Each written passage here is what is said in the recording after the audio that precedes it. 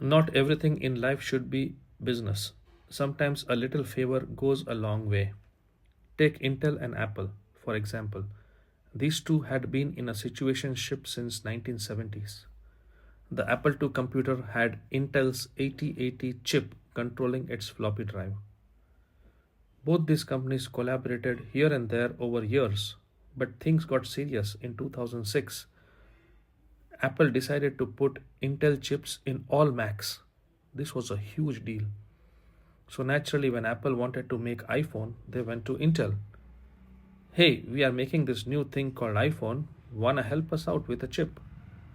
Intel probably said, we feel you will not sell phones in big volumes. Low volume is not worth the trouble. Plus, we do high performance chips and not this low power business. Now, in Intel's defense, this sounded like a solid business decision back then based on their assumptions. But you and I both know what assumptions lead to, right? Apple wanted to make iPhone, and since Intel said no, they partnered with another company called ARM. They bought some chip companies starting with PSMI and they built their own empire. The iPhone launched without Intel, and rest is history. Smartphones took over the world, and since iPhone went with ARM chips, so did all Android phones.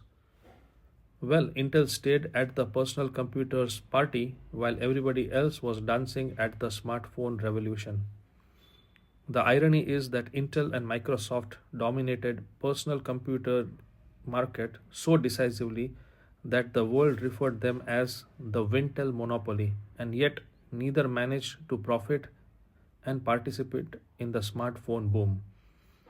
Imagine if Intel had just said, sure, Apple, we will do the chip, not as a business, but because of our relationship, and we will chalk it up as research and development expense for studying low power, high efficiency chips.